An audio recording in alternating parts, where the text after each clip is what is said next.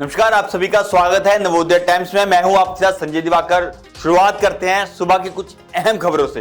राम मंदिर चंदा चोरी मामला जो है सुप्रीम कोर्ट तक पहुंच चुका है, जिसकी आज जो है सुनवाई होने वाली है। आपको बता दें कि सीजेआई सूर्यकांत की अध्यक्षता वाली पीठ एक साथ 4 याचिकाओं पर सुनवाई करेगी, जिसमें मामले की जांच सीबीआई से करवाने की मांग भी शामिल है। 2 अलग अलग याचिकाओं के मामले में सीबीआई जांच करने की मांग की गई है, जबकि एक अन्य याचिका में सीबीआई की विशेष जांच टीम से जांच सबूत को सुरक्षित रखने की, मंदिर ट्रस्ट के वित्तीय लेन देन की फॉरेंसिक ऑडिट करवाने की मांग की गई है। ऐसे में इस मामले में देश भर की निगाहें टिकी हुई हैं। अब देखना ये होगा कि आने वाले समय में कोर्ट किस तरह से इसमें अपनी भूमिका निभाता है और सीबीआई किस तरीके से इसमें जो है अपनी जांच आगे बढ़ाती है और इस मामले में किस तरह से आगे कार्रवाई की जाएगी और इस मामले में जो लोग दोषी हैं उन पर कार्रवाई की जाएगी।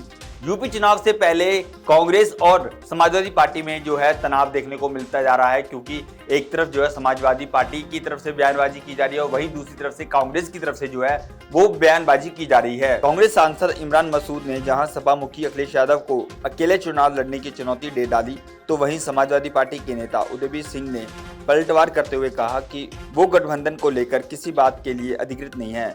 उन्होंने मीडिया में बने रहने की आदत लगा ली है। इस बयान पर इमरान मसूद ने पलटवार करते हुए दोबारा से समाजवादी पार्टी पे कहा कि समाजवादी पार्टी ही गठबंधन के लिए चिल्ला रही थी। गठबंधन की वजह से ही समाजवादी पार्टी को 2024 में 37 सीटें पाई, वरना 2022 में 120 सीटें भी पार नहीं कर पाते। देखिए, मेरा नहीं समझ में आता कि मैं उनसे कब कह रहा हूँ कि आप हमें सपोर्ट करो या हमें टिकट दो। मैं अपनी पार्टी में हूँ, हर बार वही गठबंधन कर रहे हैं। हमारा अपनी आइडेंटिटी है, हमारी अपनी पहचान है, हम कांग्रेस हैं और कांग्रेस के दम पर ही आप 37 सीट लेकर के आए। कांग्रेस के दम पर ही 37 सीट आई हैं। अगर 37 सीट आई हैं उत्तर प्रदेश में तो ये 2024 के अंदर आई हैं, वरना 2022 के अंदर आप 120 भी नहीं पार कर पाए थे। तो ये आप मत गलत फहमी में रहिए कि आपकी वजह से सब कुछ है। देश के अंदर एक माहौल है, वो माहौल राहुल गांधी के नेतृत्व में है। और समाजवादी पार्टी के साथ दिक्कत यह है कि समाजवादी पार्टी को नंबर 1 तो मुसलमान बर्दाश्त नहीं होता। लीडर बोलता वो मुसलमान बर्दाश्त नहीं। आजम खां का इलाज कराने में कौन कौन लोग शामिल हैं ये सबको पता है। आजम साहब बोलते थे, अभी मेरे पीछे लगे हुए हैं। तो आपको बोलता हुआ मुसलमान बर्दाश्त नहीं होता और वो मुसलमान अब कांग्रेस में है। एक तो करेला ऊपर से नीम चढ़ा, आपको बर्दाश्त नहीं होता, और दूसरा मैं कांग्रेस के अंदर कोई मुस्लिम लीडरशिप, मैं तो कांग्रेस से मांग रहा हूं।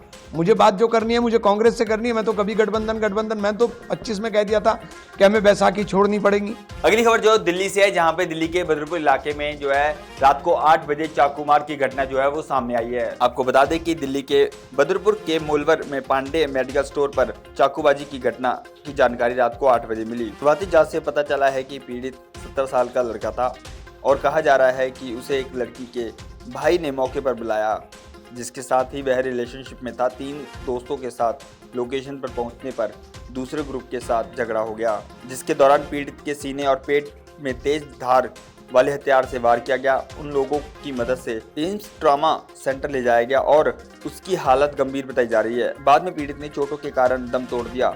संबंधित धाराओं के तहत केस दर्ज कर लिया गया है और मामले में 2 आरोपियों को पकड़ लिया गया है। पुलिस की टीमें बाकी आरोपियों की सरगर्मी से तलाश कर रही हैं। घर से निकल रहा थी वो 6:30 पौने 7 बजे के करीब। आपको क्या पता चला?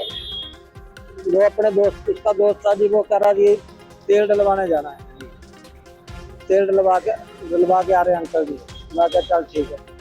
और उसके 10 मिनट बाद फोन आता है कि वो हॉस्पिटल में। कौन सा हॉस्पिटल? ये बाईपास थे था जी। जब मैं हॉस्पिटल गया तो वो खत्म था, चाकू से हमला किया जी। अब आप क्या चाहते हैं? मेरे को न्याय चाहिए जी, एक ही बेटा था जी। अब बात करते हैं मौसम की, जहां पे मौसम विभाग की तरफ से एक अलर्ट जो है जारी किया गया है। अगले 24 घंटे में कई राज्यों में देश के भारी बारिश की जो है चेतावनी दी गई है। आपको बता दें कि मौसम विभाग के मुताबिक अगले 24 घंटों में देश के कई राज्यों में भारी बारिश होने की संभावना है। वहीं दूसरी तरफ आपको बता दें कि उत्तराखंड, हिमाचल प्रदेश से सुबह से ही कई राज्यों में तेज बारिश हो रही है। अगले 6 से 7 दिनों में प्रदेश में तेज बारिश का दौर जारी रहने की संभावना है। पश्चिम बंगाल और उत्तर के राज्यों में भी तेज बारिश होने की संभावना है। उत्तराखंड में भारी बारिश के बाद कई राज्यों में लैंडस्लाइड होने की खबर भी जो है सामने आई है। प्रशासन के मुताबिक यहां 2 हाईवे समेत 126 सड़कें बंद की गई हैं। हालांकि प्रशासन की टीमें मलबा हटाने में जुटी हुई हैं। इस बुलेटिन में इतना ही। मुझे दीजिए इजाजत। नमस्कार।